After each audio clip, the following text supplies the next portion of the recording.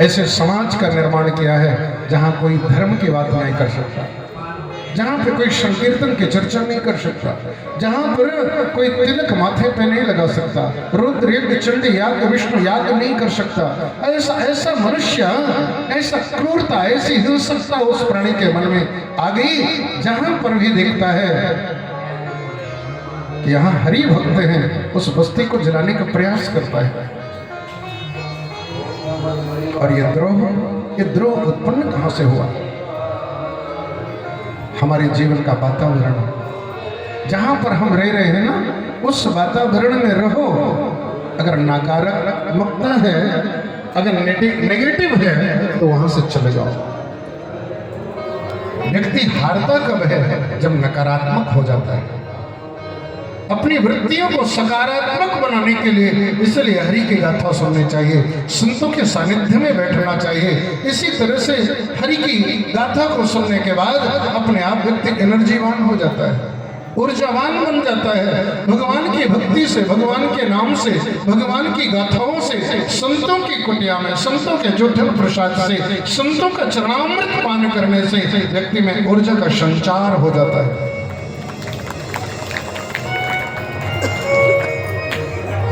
हिरण्यकश्यप, इसका एक छोटा भाई हिरण्याक्ष, वही नकारात्मकता उसके मन में भी है। मन में एक बार विचार आया कि धरती को छुपा दूं मैं, ब्रह्मा सृष्टि कहां से करेगा। कई लोग होते हैं बिना मतलब के, कोई कारण नहीं, कोई रीजन नहीं है, इसके बाद भी सताते हैं लोगों को, प्रताड़ित करते हैं। इसका जीवन हराम कर देंगे, हम नहीं जीने देंगे। और जैसे चुरा कर ले गए तो ब्रह्मा जी ने भगवान विष्णु की स्तुति करी। अचानक छींक आई, दाहिने नासिका से भगवान वराही के रूप में प्रकट हो गए। बोलिए वराह भगवान की जय हो। अपने तीखे दाढ़ों से भगवान ने हिरण्याक्ष का वध कर दिया, धरती को लाया, उसी जगह पर स्थापित कर दिया। हिरण्यकश्यप के मन में प्रतिशोध की आग बह गई कि मेरे भाई की हत्या किया है, मेरे भाई को मारा है, इसलिए इसे छोड़ूंगा नहीं। विष्णु से युद्ध कैसे करूं? तो जाकर साधना करने लगा।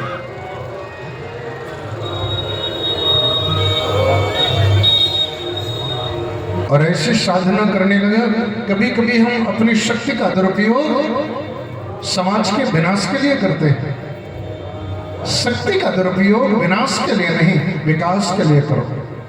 शक्ति तो एक ही है। देखो, अगर शक्ति से विकास की ओर बढ़े, आगे की ओर बढ़े, तो अपने लक्ष्य को प्राप्त कर जाओगे। और अगर विनाश की ओर उन्मुख हुए तो अपने आप को तो नष्ट करोगे, अपने खानदान को समाप्त कर दोगे, कोई नहीं बचेगा। हिरण्याक्ष के मरने के बाद हिरण्यकश्यप जाकर ब्रह्मा जी की तपस्या किया, साधना की। ओम नमो ब्राह्मणे, नमो ब्राह्मणे। साधना करता हुआ ब्रह्मा जी सामने आ गए। ब्रह्मरोही, मांग वरदान मांग। कहने लगा मुझे अमर बना दो। ब्रह्मा जी ने कहा बेटा अमर तो मैं खुद भी नहीं हूं, तो तुझे कहां से बनाऊंगा? इस संसार में जो आया है उसे मरना पड़ेगा, कोई जीवित नहीं रह सकता, मरना पड़ेगा उसे। बोला तो मैं और साधना करूंगा। का साधना चाहे तो जो कर, मरना पड़ेगा तुझे। अपनी मृत्यु को बाधित कर सकता है। हिरण्यकश्यप कहने लगा तो फिर एक वरदान नहीं, 2-4 मांगूंगा। बोला मांग ले। तो कहने लगा कान खोल के सुन लो, मेरी मृत्यु ऊपर ना हो, नीचे ना हो, अंदर ना हो, बाहर ना हो, अस्त्र से ना मारा जाऊं, शस्त्र से ना मारा जाऊं, देवता से ना मारा जाऊं, मानव से ना मारा जाऊं, दानों से ना मारा जाऊं, पशु से ना मारा जाऊं। आपकी बनाई हुई सृष्टि में कोई भी मुझे ना मार पाए। और सुनो, मेरी मृत्यु 12 महीने में कभी भी ना हो। ब्रह्मा जी ने कहा तथास्तु। बड़ा खुश हो गया। कैसा अज्ञानी ब्रह्मा है। अरे जब मैं दिन में नहीं मरूंगा, रात में नहीं मरूंगा, ऊपर नहीं मरूंगा, नीचे नहीं मरूंगा, अंदर नहीं मरूंगा, बाहर नहीं मरूंगा, अस्त्र से नहीं मरूंगा, शस्त्र से नहीं मरूंगा, तो कब मरूंगा? मैं अमर हो गया। मैंने फंसा लिया ब्रह्मा को। तत्काल स्वर्ग में धावा बोलकर डंका बजा दिया, सारे देवताओं को भगा दिया, देवलोक में कब्जा कर लिया। अन्यायी, दुराचारी, भ्रष्टाचारी, कुत्सित मार्ग में चलने वाला प्राणी, हिंसक, अपनी शक्तियों का दुरुपयोग करता है। सबसे पहले आदेश जारी किया, कोई भी पूजा पाठ नहीं करेगा। लेकिन कोई भी व्यक्ति कितना क्रूर क्यों ना हो, उसकी कमजोरी उसी के पास होती है, उसी के पास। 10 बच्चे हैं, 10 बच्चों में सबसे छोटा बच्चा प्रहलाद हर क्षण नारायण नारायण नारायण नारायण नारायण हर पल जाप कर रहा है। इसकी वृत्ति देख करके शुक्राचार्य जी महाराज के 2 बेटे संदक और अमरक दोनों की ड्यूटी लगाया, मेरे बच्चों को पढ़ाओ, दैत्य नीति का ज्ञान दो। दोनों ने स्वीकार कर लिया। अचानक एक दिन बुलाया, और बेटा क्या पढ़ाई करी है तूने? कहने लगा, पिताजी इस संसार में नारायण से बड़ा कोई नहीं है। हर प्राणी को नारायण की उपासना करनी चाहिए। इतना दयालु, इतना कृपालु है कि कैसे अपराध भी करे तो क्षमा कर देता है। हिरण्यकश्यप का माथा गर्म हो गया। तेरे चाचा का हत्या करने वाला वो नारायण है, उसका जाप करने की बात कर रहा है। बुलाया अपने गुरुजी को। गुरुजी को बुलाया तो गुरुजी थर थर कांप रहे हैं। महाराज हमने कुछ नहीं पढ़ा है। कहां से पढ़ रहा है? बोला हमें खुद भी नहीं पता, एक बार क्षमा कर दो। गुरुजी ने कहा, क्यों रे? दैत्य कुल के चंदन मन में तो चिनगारी कहां से पैदा होगी? जब तेरा बाप, तेरा पिता नारायण का नाम भी लेना पसंद नहीं करता, तो तू क्यों नारायण नारायण करता है? अपने पिता के मार्ग पे चल। शास्त्र कहता है माँ की आज्ञा, पिता की आज्ञा, गुरु की आज्ञा, आचार्य की आज्ञा, सब कुछ छोड़ के मानना चाहिए। लेकिन अगर ये कह दें कि तुम भगवान का भजन ना करो, भगवान को छोड़ दो, तो इस आज्ञा को नहीं मानना चाहिए। जाके प्रिय नराम वैदेहि तजी ताहि कोटि बैरी सम जद्यपि परम स्नेहि। जाके प्रिय नराम वैदेहि तजी ताहि कोटि बैरी सम। भगवान को छोड़ने की जो कहे उसी का परित्याग कर दो, छोड़ दो। शास्त्र कहता है कोई पाप नहीं लगेगा। गुरु बलि तजो कंत ब्रजवनि तन। राजा बलि ने अपने गुरु शुक्राचार्य का परित्याग कर दिया। शुक्राचार्य ने कहा छोड़ दे इस बामन को। कहा नहीं नहीं गुरुजी, मैं तो बामन को नहीं छोड़ूंगा, बल्कि दुनिया को छोड़ दूंगा। ब्रज की गोपियों के पति ने कहा कि नहीं जाना उस नंद के लाला के पास। पतियों का परित्याग कर दिया, लेकिन नंद के लाला का नहीं किया। शास्त्र कहता है भगवान में मति रखने वाला, भगवान को प्रेम करने वाला किसी की आज्ञा ना माने तो उसे दोष नहीं लगता। भरत ने अपनी मां कैकेयी का परित्याग कर दिया था, इसलिए भगवान को स्मरण करना, भगवान का चिंतन करना, भगवान को हमेशा अपने दृष्टि में रखना, यही जीवन का सर्वश्रेष्ठ साधना और सार है। एक दिन पुनः बुलाया, क्या पढ़ाई कर रहा है? कहने लगा एको ब्रह्म द्वितीयो नास्ति। ब्रह्म तो एक है। माथा गर्म हो गया। कहाँ रहता है तेरा भगवान? मेरे डर के मारे छुपा क्यों है? क्यों नहीं आ रहा मेरे सामने? प्रहलाद तो मुस्कुराता हुआ, पिताजी आप कह रहे हो भगवान कहाँ है? मैं तो कहता हूँ दुनिया में कोई ऐसी जगह नहीं जहाँ भगवान ना हो। हर जगह भगवान है। यहाँ भी है, ऊपर भी है, नीचे भी है, दीवार में भी है, खंभे में भी है। और जैसे ही खंभे का नाम लिया तो हिरण्यकश्यप तत्काल उठाए अपने गदा को, एक गदा का प्रहार किया। तो भक्त की वाणी को शुद्ध करने के लिए भगवान आज नृसिंह रूप में प्रकट हो गए। बोलिए नृसिंह भगवान की जय। आज के पहले ऐसा रूप नहीं देखा। लपलपाती हुई जीवा, सूरज जैसे चमकते लाल लाल नेत्र, भगवान का ऐसा रूप देखा तो अपने आप हिरण्यकश्यप की तलवार छूट गई। भागा, और भागने के बाद में थोड़ी दूर में खड़ा हो गया। कहीं लोग समझे ना कि मैं डर गए, कहीं राक्षस तो चेत हो गए, भगदड़ मच गई लोगों में। और जैसे भगदड़ मची, थोड़ी देर में भगवान ने हिरण्यकश्यप को पकड़ करके ऐसे दबोच लिया जैसे कोई सिंह खरगोश के बच्चे को पकड़ करके एकदम दबोच लेता। भगवान ने पकड़ा और पकड़ करके ले आकर सीधे देहली में बैठ गए। हिरण्यकश्यप कहने लगा, सुनो, मुझे कोई मार नहीं सकता। अरे अधर्मी, तूने ब्रह्मा से वरदान मांगा है, ना ऊपर मारा जाएगा, न नीचे मारा जाएगा, न अंदर मारा जाएगा, न बाहर मारा जाएगा। बता कहां पर है तू? गौर से देखा तो न तो अंदर है न बाहर है, देहली में, न ऊपर है न नीचे है, भगवान की गोद में। भगवान कहने लगे, तूने वरदान मांगा था ना रात में मारा जाए ना दिन में मारा जाए, बता ये रात है कि दिन? बोलो सायंकाल की वेला, गोधूली की वेला, न रात न दिन। तूने वरदान मांगा था ना देवता से मारा जाए न दानों से मारा जाए, न मानव से मारा जाए न पशु से मारा जाए, बता मैं कौन हूं? कहने लगा, आधे मानव आधे पशु। तूने वरदान मांगा था तेरी अस्त्र शस्त्र से मृत्यु ना हो, बता मेरे हाथ में क्या है? बोला कुछ नहीं, नाखून, नाखून शस्त्र में नहीं है। भगवान ने कहा, तूने वरदान मांगा था ब्रह्मा की बनाई सृष्टि में किसी से न मारा जाऊं। ब्रह्मा मुझे नहीं बनाता, मैं ब्रह्मा को बनाता हूं। तूने वरदान मांगा था कि 12 महीने में कभी भी मेरी मृत्यु ना हो, बताए कौन सा महीना है? बोला अधिक मास। बोला स्पेशल तेरे लिए बनाया, बस तेरे लिए निर्माण किया है। और जैसे ही ब्रह्मा की वाणी को शुद्ध किया, भगवान नरसिंह ने तो अपने नाखूनों को बढ़ाया और पकड़ करके धसा दिया और पकड़ के चीर दिया, एक एक आंख को निकाल दिया। भगवान ने खून से लथपथ शरीर, आंखों को फैला हुआ देखा, इतना विकराल रूप दिखाई दे रहा है। ब्रह्मा जी महाराज को पीछे घूम गए। ब्रह्मा जी ने भगवान भोलेनाथ को कहा, महादेव जाइए ठाकुर के क्रोध को शांत करिए, नहीं प्रलय हो जाएगा। महादेव ने कहा कि हमारे में क्षमता नहीं है। क्यों? कहा कि प्रलय काल में भी मेरा इतना विकराल रूप नहीं होता।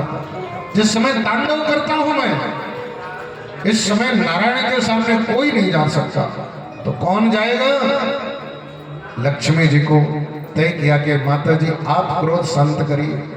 लक्ष्मी जी आई, स्वर्ण थाल में श्रीफल नारियल और दीप जला करके आई, लेकिन जैसे ही भगवान ने दहाड़ मारी तो दहाड़ मारते ही थाली तो कहीं गिरी। लक्ष्मी जी कहीं दैया रे दैया कहते भागी। अरे बाप रे, ये तो कहीं से शांता कारण नहीं, ये तो विकटा कारण दिखाई दे रहा है। कौन शांत करेगा? प्रहलाद को इशारा किया, प्रहलाद जा तो भगवान के क्रोध को शांत कर। साष्टांग दंडवत लेट गया, प्रणिपात तो हो गया। भगवान ने उठाया और अपने गोद में बैठा करके चाटने लगे। जिह्वा से इतना चाटा जैसे गाय अपने बछड़े को चाटती है। खूब चाटा, बहुत चाटा।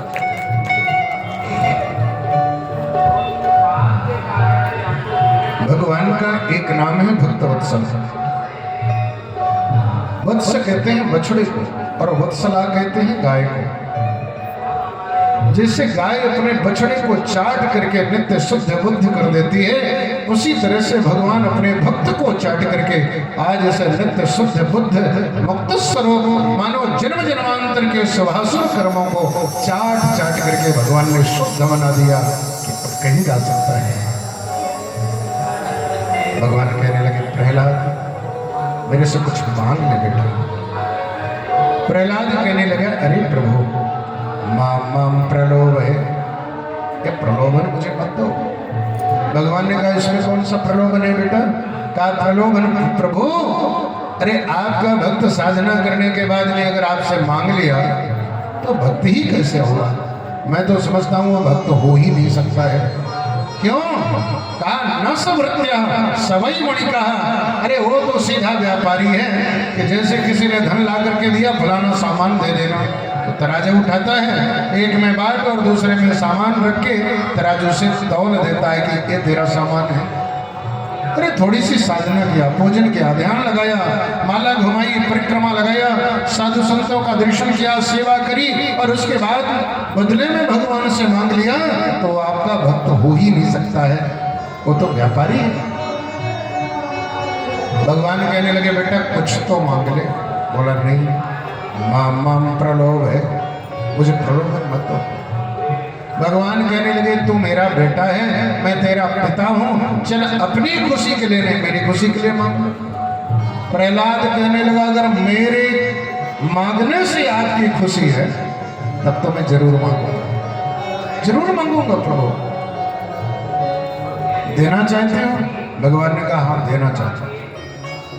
प्रहलाद कहने लगा अगर देना चाहते हो तो आप मुझे यही दो कि मैं कभी भी कहीं भी किसी से कुछ भी ना मांगू, इसके अलावा मुझे कुछ नहीं चाहिए। शास्त्र कहते हैं जीवन के संकट कहां से आते हैं जानते हो? कामनाओं से। हमारे जीवन में जितनी इच्छाएं उत्पन्न होंगी, जीवन में इच्छाओं का जन्म जितना ही ज्यादा होगा उतना ही ज्यादा दुख के घेरे में हम जाएंगे। अगर शांति चाहिए तो भगवान गीता में कहते हैं विहाय कामान्य सर्वान पुमांश्चरित निष्प्रह। प्राणी को अगर जीवन में शांति चाहिए तो निर्ममो निरहंकारा स शांति मधिगच्छति। अगर निर्मम हो जाए, निरहंकार हो जाए, कामनाओं का परित्याग करने वाला हो जाए तो शांति को खोजना नहीं पड़ता, शांति तो खुद आकर के बैठ जाती है। शांति प्राप्त करने के लिए बहुत सारी इच्छाएं नहीं चाहिए। इच्छाओं से विरत हो जाओ, इच्छाओं का परित्याग कर दो, इच्छाओं से विरत उपरति हो जाओ और कामनाएं अगर खत्म हो गई तो सुख का जन्म तो अपने आप हो जाएगा। सुख और कामनाएं एक साथ नहीं रहते, दोनों एक के विरोधी हैं एक दूसरे के। दुखों का जन्म तो कामनाओं से होता है।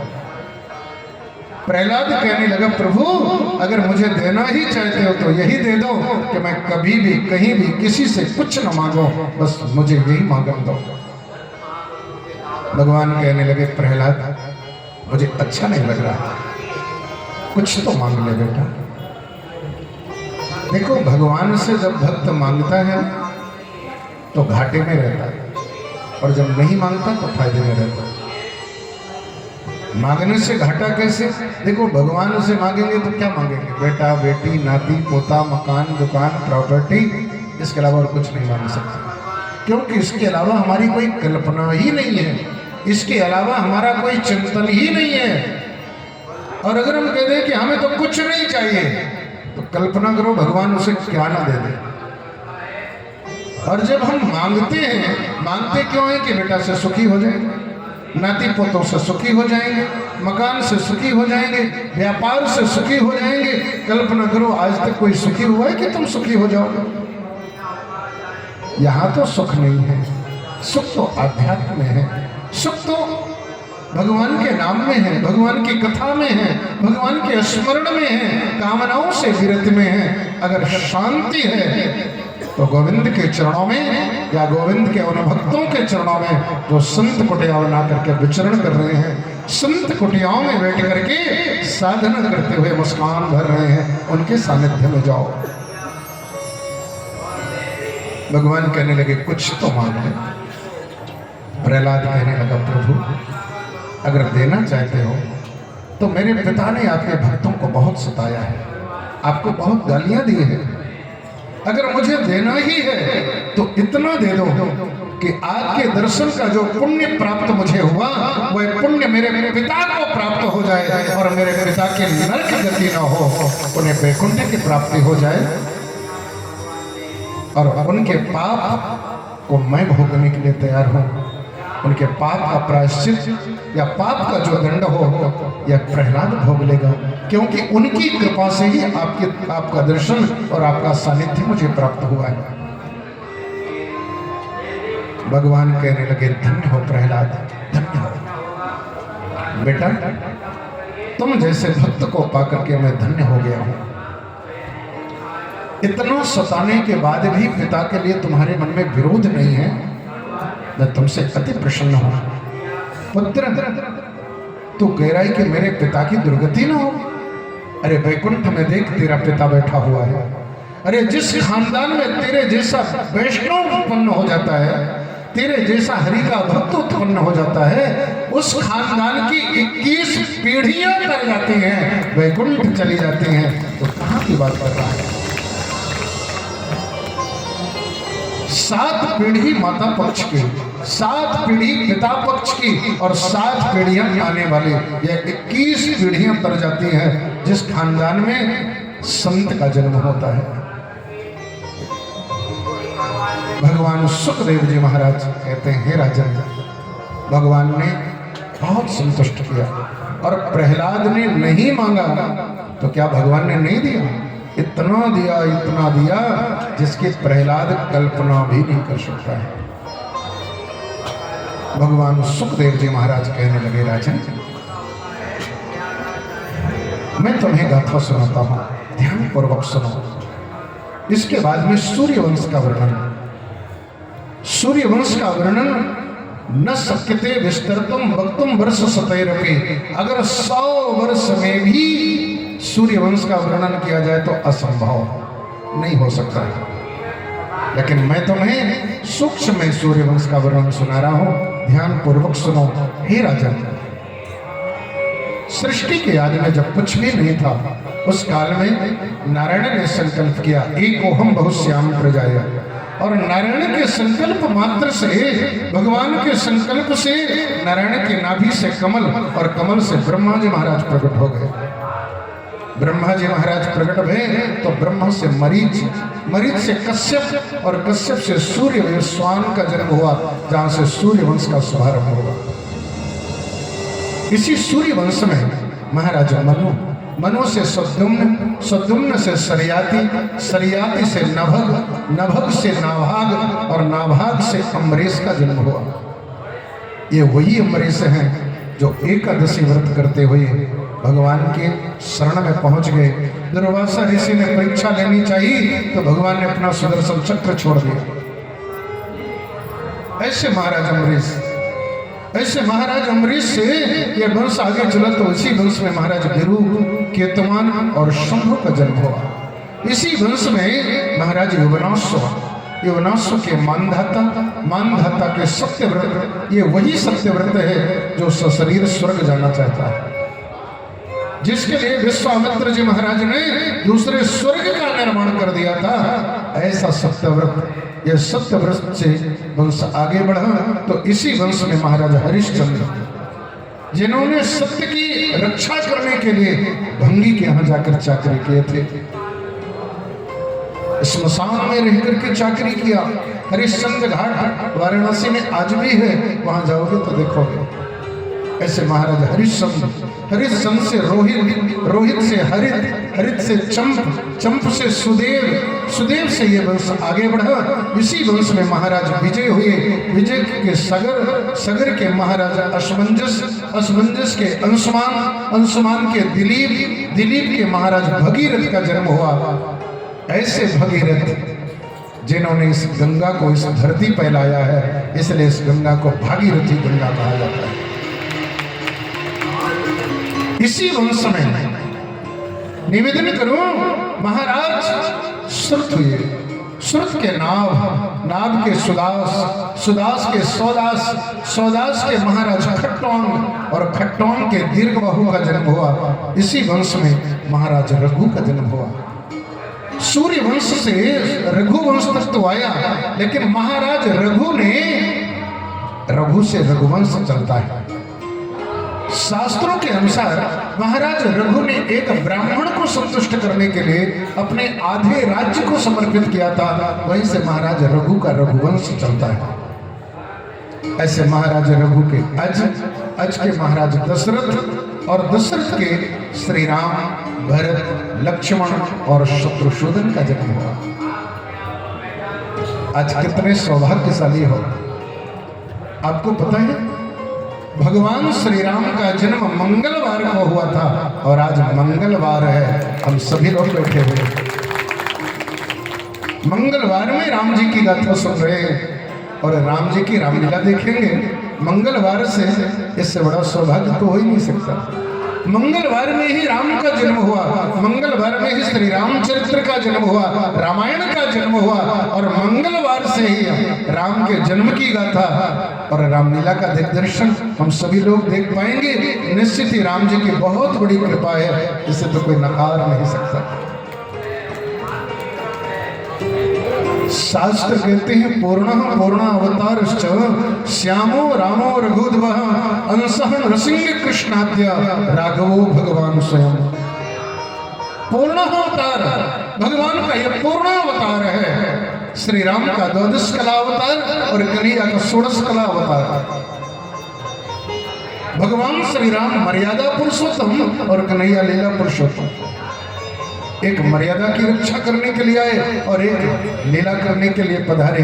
आइए दो क्षण राम जी की दिव्य गाथा गाते हैं, इसके बाद आगे चलते हैं। श्री राम जय राम जय जय राम, श्री राम जय राम जय जय राम, श्री राम जय राम जय जय राम, श्री राम जय राम